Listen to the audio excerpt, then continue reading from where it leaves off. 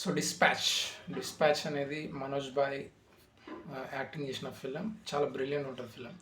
ఈ film main premise ఏంటంటే ఒక జర్నలిస్టు అతను డిజిటల్ వరల్డ్ అంటే 2012లో అప్పుడే ఒక డిజిటల్ మీడియా అనేది అప్పుడప్పుడే ఇంకా వస్తుందన్నమాట. ప్రింట్ మీడియా నుంచి డిజిటల్ మీడియాకి కన్వర్ట్ అవుతున్న సమయం ఇది. Actually based on real person story అనమాట. బట్ అబ్సల్యూట్లీ నో ఏమంటారు రియల్ క్యారెక్టర్ అక్కడ నుంచి బేస్ అయి తీసిన సినిమా ఈ సినిమా. ఇందులో హీరో మనోజ్ బాజ్పేయి ఎవరైతే ఉన్నారో అతను ఒక జర్నలిస్ట్ అనమాట. ఈ డిజిటల్ మీడియాలో ఉండే ఈ న్యూస్ ఏదైతే ఉందో అవన్నీ నచ్చక ఒక రియల్ కైండ్ ఆఫ్ స్టోరీని అంటే అండర్ వరల్డ్ అవ్వచ్చు, క్రైమ్ అవ్వచ్చు, స్కామ్స్ అవ్వచ్చు, ఇలాంటి వాటి మీద ఫోకస్ చేసి దాన్ని ఒక స్టోరప్ చేయడానికి, ఆ స్టోరీని ఇతను ఎవాల్వ్ చేయడానికి ట్రై చేస్తూ అతని జర్నలిజంని ఫోకస్ చేస్తూ ఉంటాడు.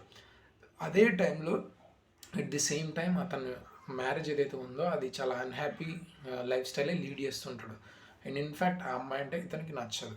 బట్ స్టిల్ దాంతోపాటు ఇతని ఆఫీస్ ఎవరైతే జర్నలిజం ఆఫీస్ ఏదైతే ఉందో దాంట్లో ఒక పర్సన్తో, ఒక అమ్మాయితో ఎఫైర్లో అండ్ ఎక్స్ట్రా మ్యారిటల్ అఫైర్స్తో ఉంటాడనమాట. సో ఈ లైఫ్ స్టైల్ని మెయింటైన్ చేస్తూ అతను అనుకున్న ఇన్వెస్టిగేషన్ని, క్రైమ్ని ఒక సైడ్ ట్రాక్లో ఇన్వెస్టిగేట్ చేస్తూ ఉంటాడనమాట. సో ఈ ఫిలిం ఈ ఈ 3 ఎలిమెంట్స్ని ఎక్కువ చూపించడం జరుగుతుంది ఈ ఫిలింలో.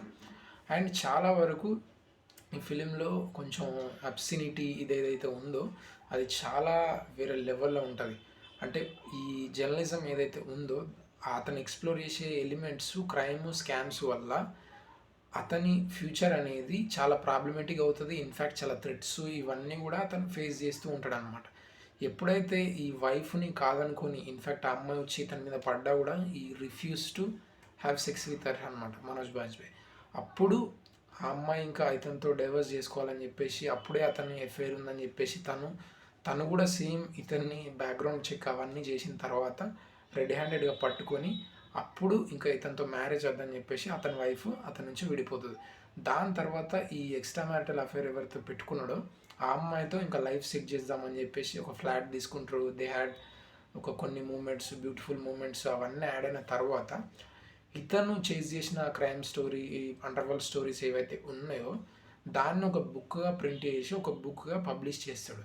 అప్పుడు వచ్చి అతని థ్రెడ్స్ ఇవన్నీ అంటే ఒక అన్సర్టినిటీ లైఫ్ని ఫేస్ చేస్తూ ఉండడం వల్ల అతని లైఫ్ చాలా కాంప్లికేటెడ్ అయిపోతుంది.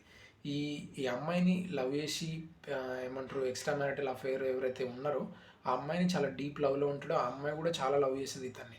But at the same time ఇతను లైఫ్లో ఉన్న రిస్క్ ఎలిమెంట్స్ను ఇవన్నీ కాదనుకొని ఆ అమ్మాయి కొంచెం భయపడి హీరో ఏం చెప్తాడో అప్పటికి మనం ఇక్కడ నుంచి ఎస్కేప్ అయిపోదాం. ఇన్ఫ్యాక్ట్ ఆ బుక్ కూడా పబ్లిష్ అయిపోయింది కాబట్టి there is no thing to staying here in Mumbai అని చెప్పేసి అతను ఎక్కడికైనా వెళ్ళిపోదామని చెప్పేసి డిసైడ్ అయిపోయి చెప్తాడు.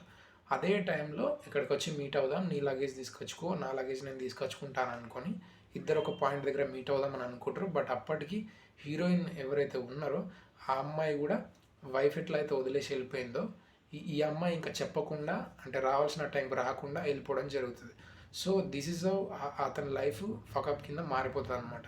సో దిస్ ఫిలిం టోటల్గా ఎక్స్ప్లోర్ చేసే థింగ్స్ ఏంటంటే జాబ్ అవ్వచ్చు, పర్సనల్ లైఫ్ అవ్వచ్చు, మ్యారేజ్ లైఫ్ అవ్వచ్చు, ఇన్ఫ్యాక్ట్ ఎక్స్ట్రా మ్యారిటల్ అఫైర్స్ అవ్వచ్చు, వీటన్నిటిలో ఉన్న అన్సర్టినిటీని అండ్ మనం పెట్టుకున్న బిలీఫ్ సిస్టమ్ని ఎంతవరకు డ్యామేజ్ చేస్తుంది, ఉన్న రియల్ వరల్డ్ ఎంతవరకు ప్రెషర్గా ఉంటుంది అండ్ ఈ ప్రెషర్ని కావచ్చు ఒక అన్సర్టినిటీ, కరెక్ట్గా చెప్పాలంటే ఒక అన్సర్టినిటీని కరెక్ట్గా ఎక్స్ప్లెయిన్ చేసే ఫిలిం ఈ ఫిలిం అనమాట.